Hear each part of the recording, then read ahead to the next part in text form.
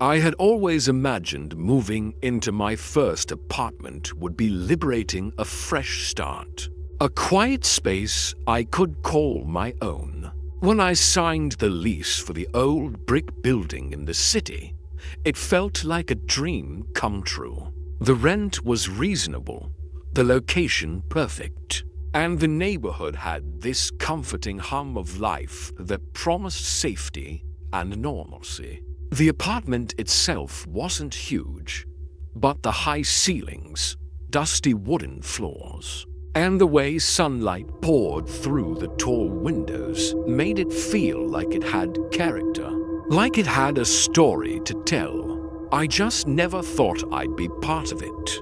The first few nights were uneventful, filled with the usual unpacking chaos and the soft creaks of an old building settling. But on the fourth night, I noticed something strange, a faint, rhythmic tapping. At first, I thought it was the pipes or maybe some neighbor moving around. But the sound was too precise, too deliberate. It came from the corner of the apartment near the back hallway space I hadn't really paid attention to yet. My apartment had 3 rooms, as listed on the floor plan, but the tapping seemed to be coming from somewhere I couldn't place. I tried to shrug it off. Maybe it was just my imagination. That's what I told myself as I crawled into bed, wrapping the old quilt tight around my shoulders. But sleep didn't come easily. Every time I closed my eyes, I could hear the faint, insistent tapping, like someone gently drumming their fingers against a wooden surface.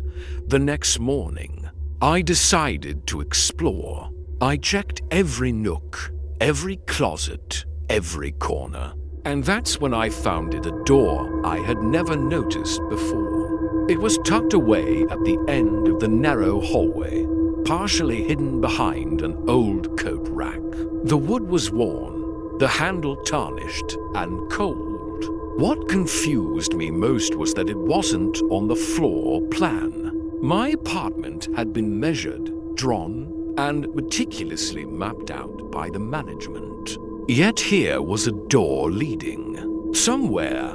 I tried the handle, locked, and when I jiggled it lightly, I could hear faint scratching from the other side, as if something or someone was aware of my attention.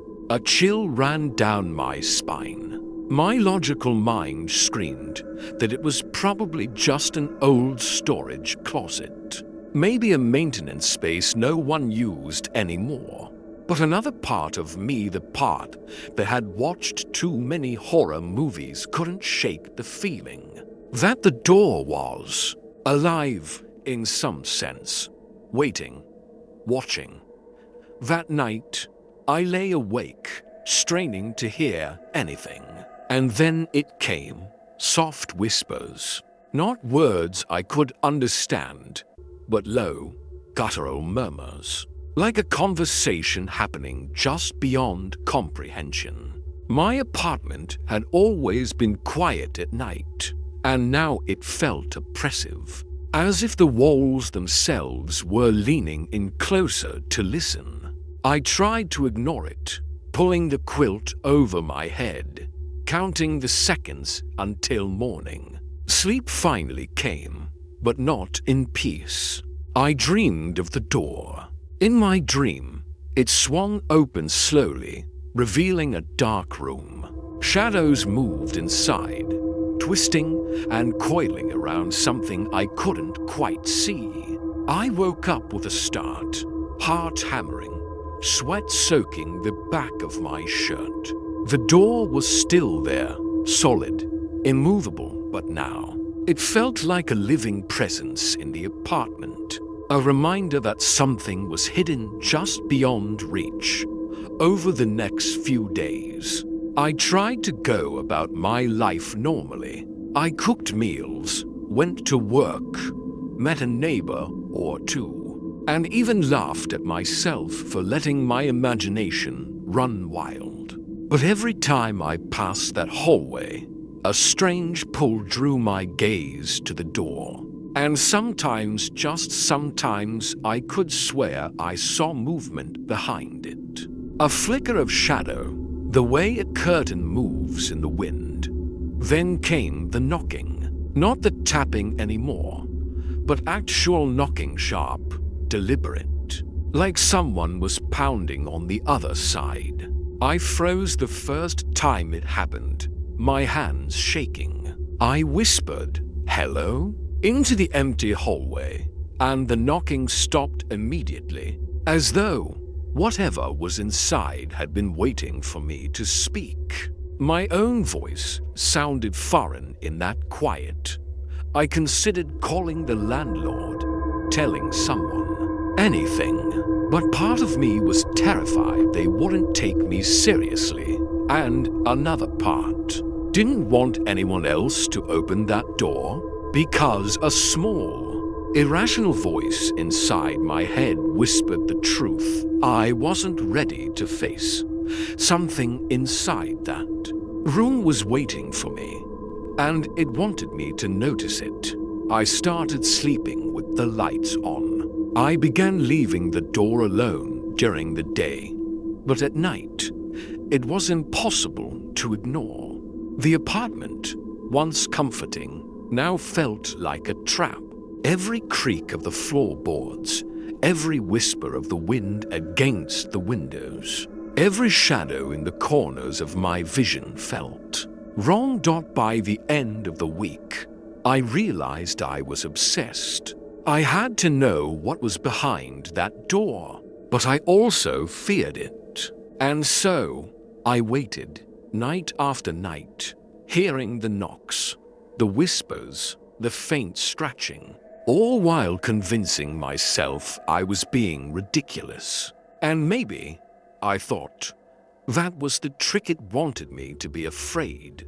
The strange thing was, it almost felt alive, as if the apartment had secrets it was determined I would uncover, but only at the cost of my own peace.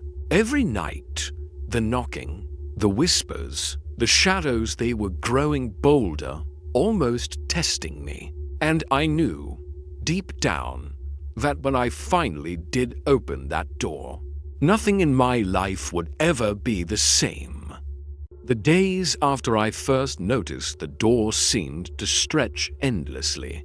I tried to act normal, to convince myself that the apartment was just old and creaky, that I was letting my imagination run wild.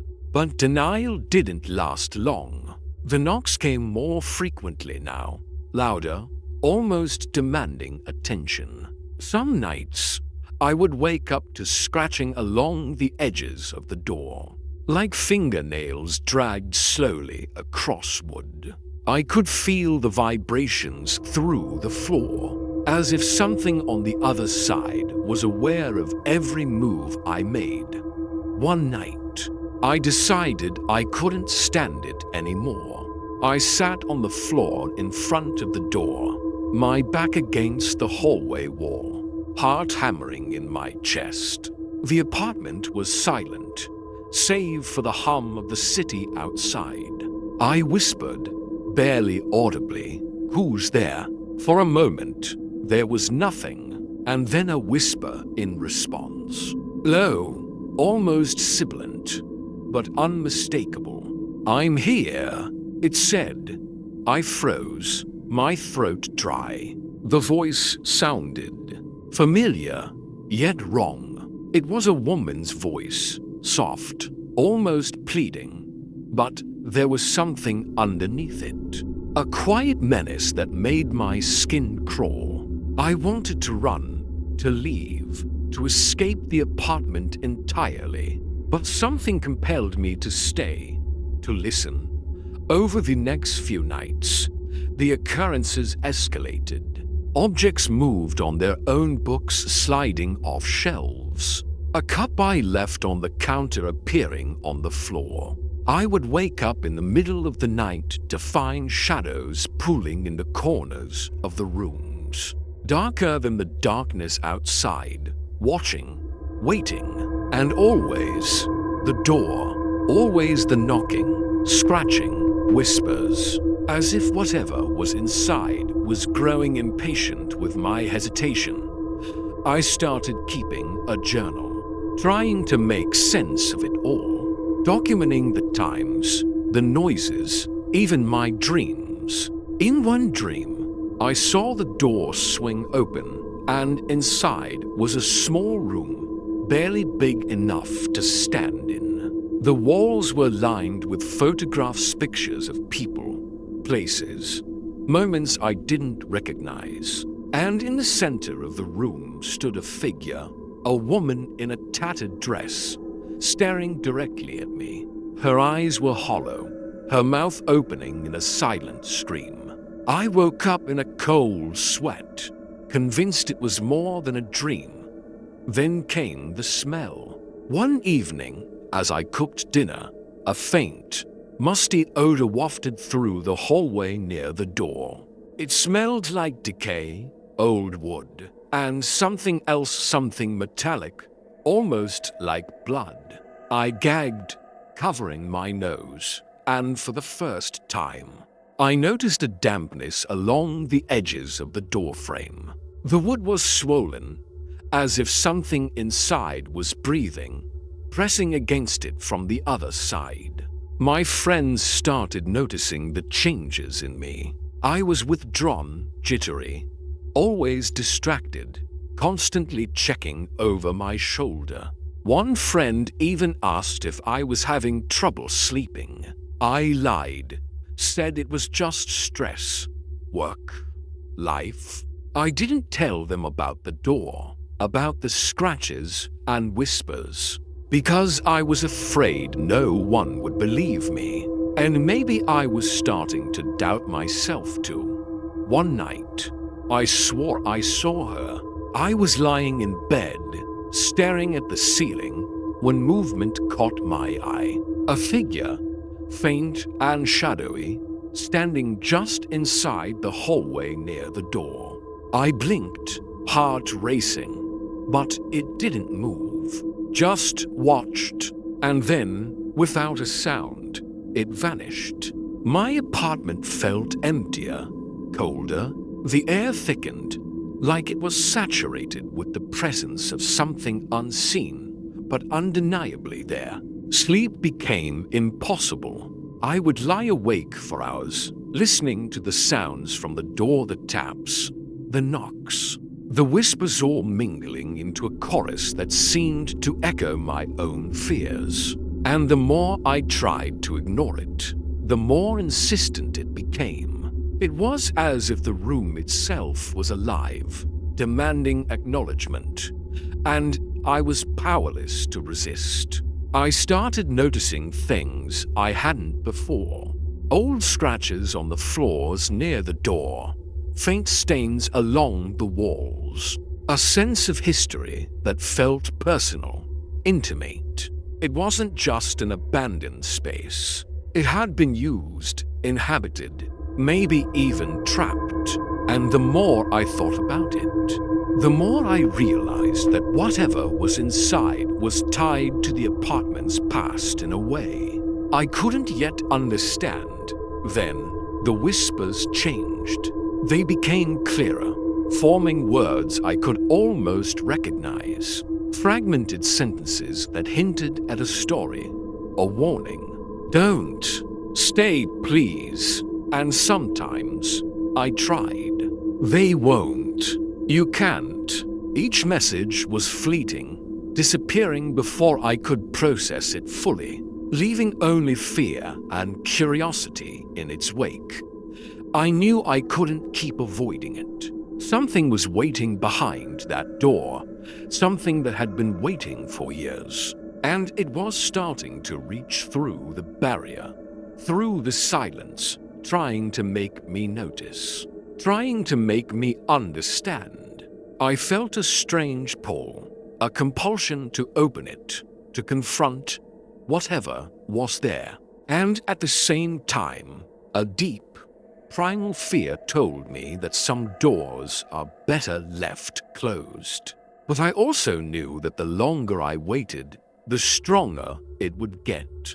And one night, I realized I couldn't just survive this. I had to face it. I began preparing, gathering tools, researching, trying to find any clue about the building's history, previous tenants, anything that might explain the room. The more I dug, the more questions arose.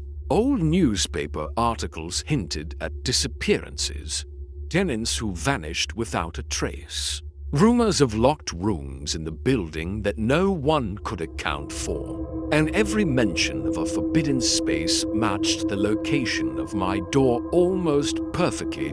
By now, I was exhausted, terrified, and obsessed. I could feel my sanity fraying at the edges, my nights swallowed by the dark, my days consumed by fear and anticipation. And through it all, the door waited silently, or perhaps not so silently anymore. Scratches, whispers, shadows, all insisting I confront the forgotten room. And I knew the moment of truth was coming. The night I finally decided I would open it, I felt the apartment itself hold its breath, the air thick with anticipation. Something told me that whatever had been waiting, hidden, silent for so long, was ready to reveal itself. And I was ready, or at least, I thought I was. The night I decided to open the door, I couldn't sleep at all. Every sound in the apartment seemed amplified: the creak of the floorboards, the faint hum of the radiator, the occasional distant siren from the street.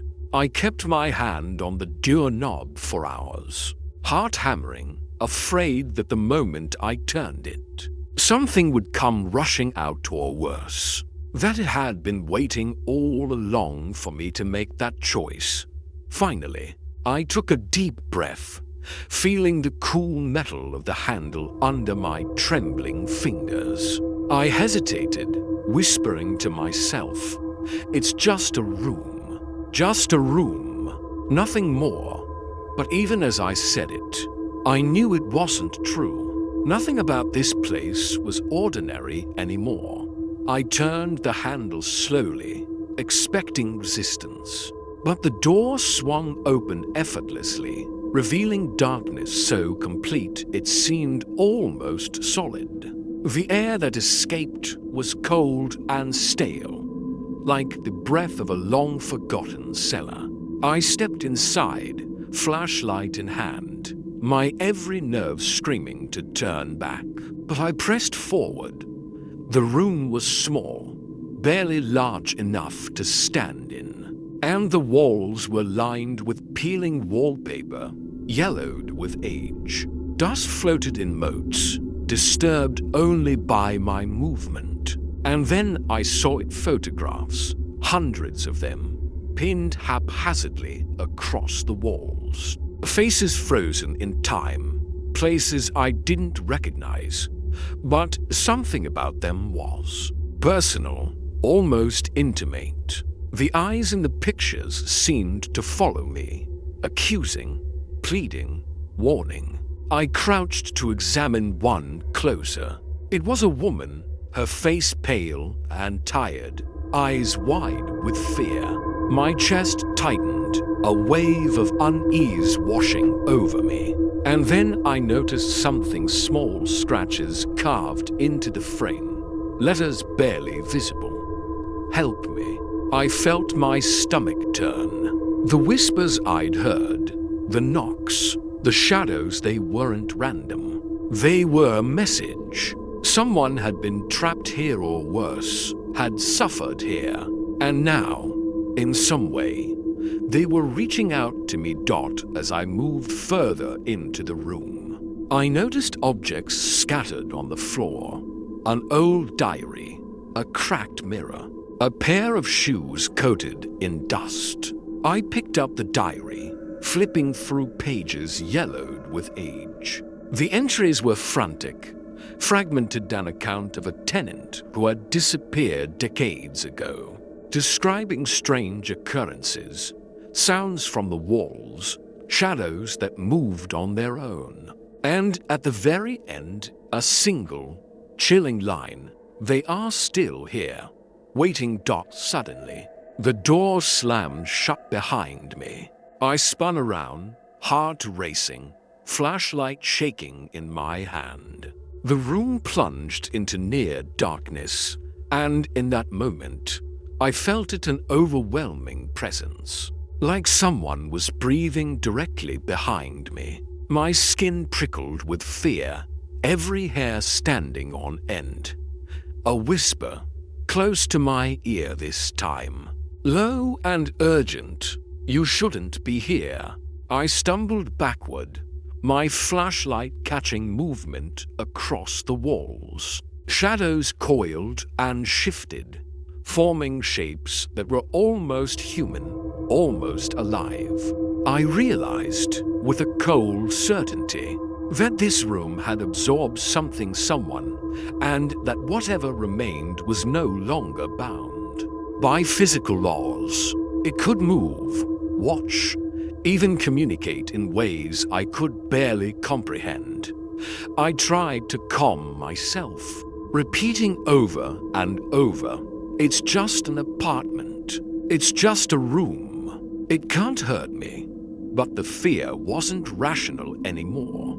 It was instinctive, primal. The shadows pressed closer, the whispers louder, forming words I could almost understand. "Stay. Forever."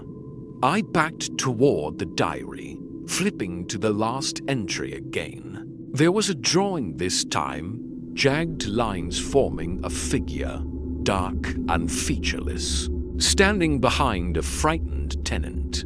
My stomach churned, a sense of nausea and terror washing over me. I could feel it in the room, the weight of years, of sorrow, of anger. It had been trapped here for decades, and now it had me. Suddenly, the mirror cracked with a sharp, splintering sound. I yelped, dropping the flashlight, and in the fractured reflection, I saw her, the woman from the photographs, pale, hollow-eyed, her mouth opening in a silent scream. But behind her, shadows moved like liquid, twisting, reaching, pressing closer. I ran for the door, fumbling with the handle. It wouldn't budge. The scratches on the door frame seemed to burn against my fingers, as if warning me not to leave. My heart pounded so loudly I thought it might burst. And then I felt a hand, cold, clammy, impossibly strong, grip my shoulder. I screamed, twisting, trying to break free, and in that instant, the room shifted. The shadows recoiled, the whispers halted, and silence slammed down like a door. I gasped, heart racing, adrenaline coursing through me. When I finally managed to pry the door open and stumble into the hallway, the apartment felt ordinary again. Too ordinary. But I knew it wasn't over. Whatever was in that room had revealed a piece of itself, a fragment, and I could feel it lingering, watching me. The photographs, the diary, the whispers, they were warnings, but also invitations. And part of me, the part that couldn't resist, knew I would return. For now, I fled to my bedroom, locking the door behind me, shaking and sweating. Sleep was impossible, and yet, in the quiet hours of the night, I thought I heard it, the soft, rhythmic tapping returning, distant but unmistakable, reminding me that the room was still there, and it was waiting. And I realized, with a sinking, helpless dread, that I wasn't sure if I wanted it to stop. I couldn't ignore it any longer. The tapping had become unbearable and insistent. maddening rhythm that seemed to echo inside my skull. Every creak of the floor, every whisper of wind through the cracks of the windows reminded me that the room was still alive, still waiting. Sleep had abandoned me entirely. My days blurred into nights. My reflection in the mirror showing a version of myself I barely recognized. Pale, hollow-eyed, trembling with anticipation and fear. I knew I had to confront it, to finally understand what the room wanted. And maybe, deep down, I was afraid that if I didn't, I would never escape its influence. I grabbed a flashlight, my heart hammering, and approached the door with a mixture of dread and determination. The air grew colder as I neared it, thick with a metallic tang I could almost taste. My hand hovered over the handle, and for a fleeting second, I considered turning back. But the pull of the room was too strong, like it had been calling me all along. I opened the door. The darkness inside seemed denser than ever, almost solid, like a living shadow. I stepped forward, flashlight trembling in my grip. The walls were lined with photographs again, but this time, I noticed something I hadn't before. The faces weren't random. They were all of me. Different moments, different days, even some from dreams I couldn't remember living. I staggered back, my mind reeling. Then I saw her, the woman from the photographs, pale, hollow-eyed, standing at the far end of the room. Her mouth opened, and I finally heard the words clearly. "You shouldn't have come." But it wasn't anger I saw in her eyes. It was desperation, pain, fear, and behind her, shadows twisted and writhed, forming shapes that were grotesque and human at the same time. They reached toward me, but I felt no immediate harm, only the overwhelming weight of their presence. I realized, with a shocking clarity, that this room wasn't trying to hurt me. It was trying to tell me something. The whispers, the scratches, the tapping, they were messages, warnings, cry for help. The diary on the floor caught my eye. I picked it up, flipping through pages feverishly. And then I saw it, a hidden entry I hadn't noticed before. Written in a trembling hand, "They trapped me here. They wanted to erase me, to make me disappear. But I am still here, and anyone who comes after can see, can hear, can know the truth." The truth hit me like a punch to the gut. The room had been a prison, a place where someone had suffered and been silenced. The shadows, the whispers, the figures, they weren't malevolent in the way I had feared. They were remnants, echoes of a life stolen, a presence desperate to be acknowledged. I stepped closer to the woman. She raised a hand, beckoning me forward, and for the first time, I understood. She wanted me to see, to bear witness, to remember. I reached out tentatively, and the shadows recoiled, swirling around us like smoke, as if granting me passage. The room seemed to pulse with energy, memories spilling into the air. Laughter, cries, anger, sorrow. I felt it all, the fear, the loneliness, the despair. I realized then that the room's power wasn't in haunting or harming. It was in its secrecy, in the way it had been forgotten, abandoned, erased from the world. And now, for the first time in decades, it had someone to acknowledge it, to remember it, to give it voice. I spoke softly, trembling. "I see you. I hear you. I won't forget." The room seemed to exhale, a weight lifting, the shadows slowly dispersing. The whispers faded into silence, replaced by a profound stillness that felt almost sacred. The woman smiled faintly, her hollow eyes softening, and then, without a sound, she faded, leaving only the photographs and the diary behind. I sank to the floor, tears streaming down my face.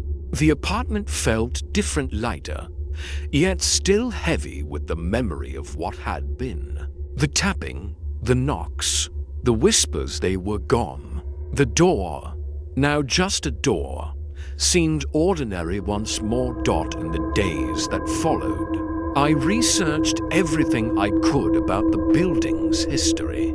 I learned of a tenant who had disappeared decades ago under mysterious circumstances. Her story erased from records. I made it my mission to honor her memory, leaving the diary where others might find it, acknowledging the room's existence and sharing her story. And though the room is quiet now, I can't forget it. Sometimes, in the corner of my eye, I think I see a shadow, fleeting and gentle, as if checking in, as if reminding me I was here, and now I am remembered. I don't know if the room will ever truly release its hold, or if some part of it will always linger, but I've come to understand something essential. Fear often comes not from what we see, but from what we fail to acknowledge. And the forgotten room taught me that some presences, some stories, demand recognition even decades later. I live in that apartment still, and every so often, I hear the faintest tapping or whisper. But now, it doesn't frighten me. I listen, and I remember. And that, somehow, makes all the difference.